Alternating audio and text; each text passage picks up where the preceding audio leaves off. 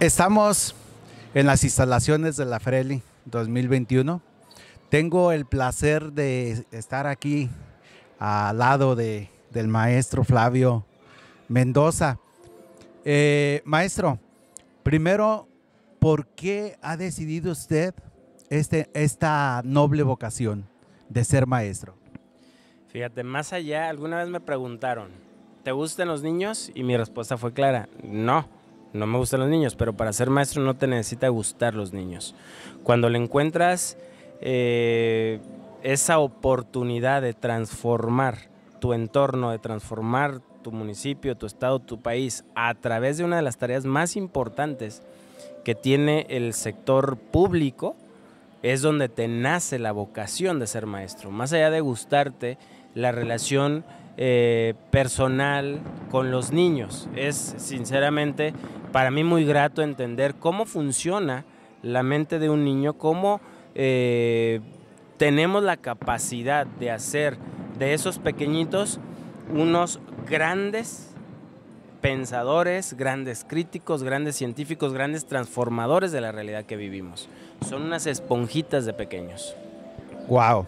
Qué súper interesante, de veras ser un maestro de vocación. Es su trayectoria. ¿Cuál ha sido su trayectoria hasta la fecha?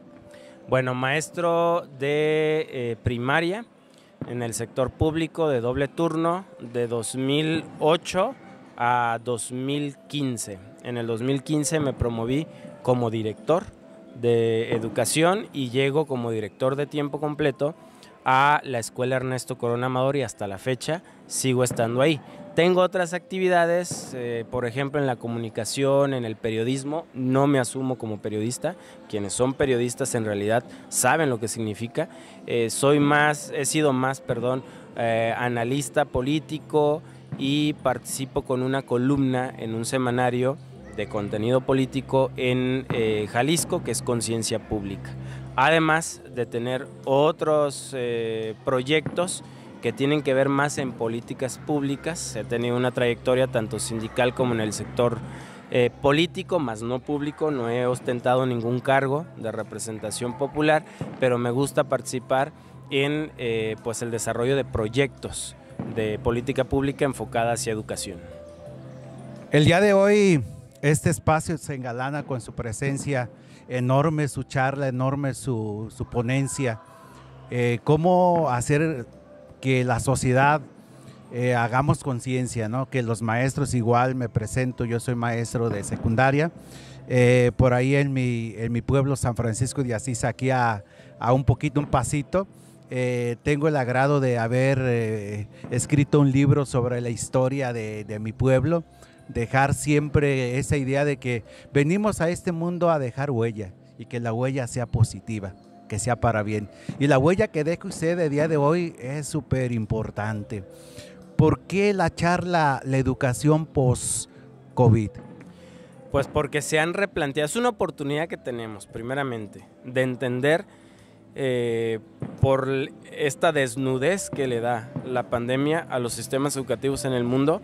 Es una oportunidad de replantearnos qué queremos de la educación, cómo debemos de reformar los sistemas educativos en el mundo para trazar una perspectiva de hacia dónde queremos ir. Para mí es lo más importante, por eso el tema de educación post-COVID. Más allá de ser una charla de quejas, sí tienes que poner en evidencia lo que está pasando para que se pueda entender el contexto y entonces replantear qué necesitamos en la educación desde la visión de quienes ejercen esta profesión, desde la visión de quienes son los beneficiarios de la educación pública y desde luego de pues el propio Estado, que se traza un proyecto de desarrollo, se supone integral, para los próximos años. Por eso es que decidí sobre esta charla de educación post-COVID. Creo que es muy interesante, es básico en estos momentos porque prácticamente todos estamos como en medio del mar, ¿no? En una alta marea que no sabemos hacia dónde nos va a arrojar. no sabemos en cierta forma cómo levantar la nariz para poder respirar, los padres de familia, los maestros, los niños, los adolescentes, los jóvenes, incluso los universitarios, todos aquellos que por ejemplo deben de hacer sus prácticas y no pueden asistir a la escuela por toda esta situación. Maestro, usted habló como base, sí es cierto, el español, las matemáticas, la ciencia. ¿Qué dice sobre lo social, las ciencias sociales? Mira, no podemos dejar de tocar el tema de las ciencias sociales, puesto que para poder desarrollarnos en comunidad debes de entender todo lo que implica también de manera integral a el desarrollo de lo social. Históricamente, en el origen de nuestra especie, de la humanidad, ha sido un tema que ha puesto un especial ingrediente para la organización, para la superación, para la evolución, para que cada vez sea mejor la vida, para que alcancemos aquello que por objetivo se supone que venimos a hacer, la felicidad, ¿sí? Para entender los procesos que deberían de cambiarse en México, no tocar las ciencias sociales, no entender sobre temas de regiones, de producciones, de relaciones personales, de la naturaleza, etcétera, etcétera, como una parte integral de lo que es México, nos llevaría a una sobreexplotación de los recursos, a una quizás hasta balcanización de la sociedad, si lo queremos entender de esa manera, porque simple y sencillamente no pudiéramos estar aprovechando. Sería una especie como de ley de la selva: yo tengo este terreno, lo exploto, lo hago como yo quiero, yo no puedo tener relación con X municipio. Tomemos en cuenta, por ejemplo, San Francisco de Asís. Me dices que eres de ahí, yo estuve la semana pasada ahí, el fin de semana anterior estuve ahí en el proceso de la delegación y como invitado nada más, y por ejemplo, es una de las delegaciones más grandes del estado de Jalisco. Es una de las delegaciones más grandes del estado de Jalisco. Y quizás las ciencias sociales lo que han permitido en esa comunidad es que no siendo municipio, no siendo cabecera municipal, tiene un desarrollo increíble. Ves el centro y es bellísimo. Me da mucha curiosidad y ojalá encuentre tu libro al respecto de San Francisco de Asís, porque cuando entras pareciera que es otra región del estado, pareciera casi un pueblito mágico, ¿no? Casi un pueblito mágico. Y no se diga de lo que ahí se está produciendo. Ya hay aguacate, por ejemplo, hay huertas de aguacate que te obliga a replantearte si las huertas de aguacate destruyen el ecosistema, porque haces un planteamiento sobre prioridades. ¿Qué es mejor, el desarrollo económico o la conservación del medio ambiente? Y me parece que en todo esto las ciencias juegan un papel importantísimo para que la sociedad pueda determinar en un equilibrio. Pues no podemos dejar de explotar lo que tenemos, pero racionalmente, ¿no?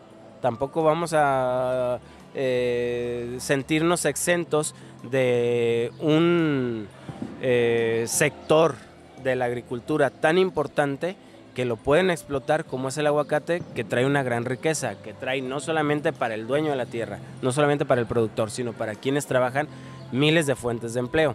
O por ejemplo el tequila también, que es un referente tradicional que forma parte de la cultura regional, nacional e internacionalmente de nuestro país, y que también te plantea ciertas disyuntivas entre si mejor conservas lo que ya está por natura o haces modificaciones para la producción del agave tequilero. Y ahí es donde juega un papel fundamental entender para qué son las ciencias sociales, ¿no? Bien, en esa parte me toca a mí la parte humana, la formación cívica y ética. De acuerdo a lo que hemos venido planteando y lo que en la charla estuvimos por ahí, que nos estuvo compartiendo, ¿cómo ve en los nuevos programas cómo destrozaron esa parte? Porque eran 4 horas a la semana, nos dejan 2. Se habla que en toda esta crisis social, toda esta inseguridad, todas esas situaciones de antivalores y nos acortan por completo. pensando que por 2 horas a la semana vamos a seguir formando, porque somos formadores, reforzando la educación que en la casa se les da a los chicos. Entonces nos destrozan ese programa. ¿Cómo vamos a solucionar tantas situaciones, tanta crisis social que se tiene? Mira, precisamente por estas modificaciones que han hecho para meter otros contenidos, otros programas que no digo que no sean importantes, tocan un aspecto fundamental o trastocan, destruyen un aspecto fundamental sobre la vida en sociedad a través de lo que es que ronda entre lo moral y lo legal, ¿no? La formación cívica y ética, que tiene que ver con aspectos de la adaptación de las sociedades, de las tradiciones de las comunidades, pero siempre y cuando estén dentro de un marco legal para poder entender qué es positivo y qué es negativo dentro de tu rol como sociedad.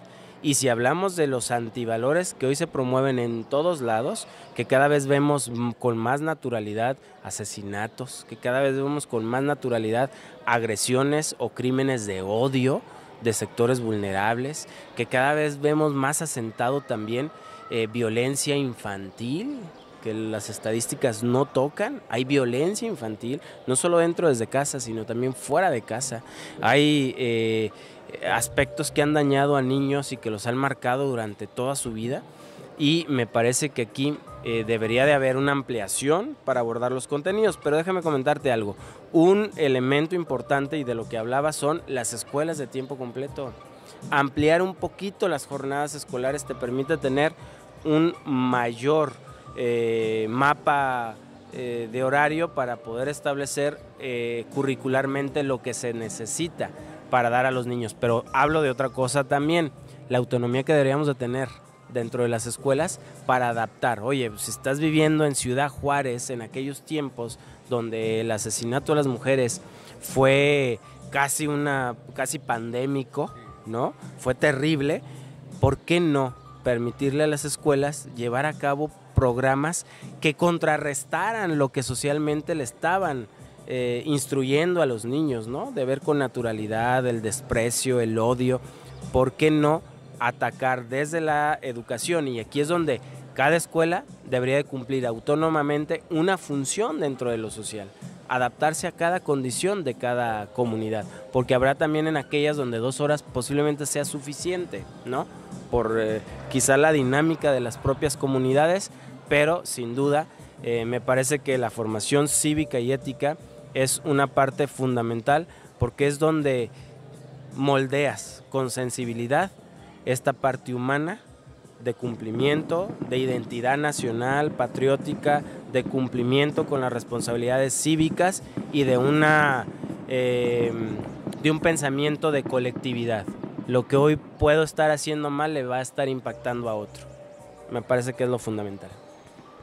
Caray, es de veras impresionante su charla, sus frases, sus conocimientos, su experiencia, su filosofía, la cuestión educativa, la cuestión a nivel general, planes y programas, que ha sido solamente poner términos diferentes, ¿sí? Que ha sido muy bueno los programas, pero resulta que, como ya nos lo indicó, hace falta la infraestructura, hace falta la inversión que se requiere para poder tener escuelas de calidad, ¿verdad? Y demostrarlo y que los chicos se sepan defender en la vida, porque los conocimientos serían para la vida, para que ellos estén así.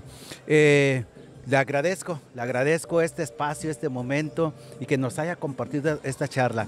Esto se va a trascender porque con las redes sociales pues estamos ahí.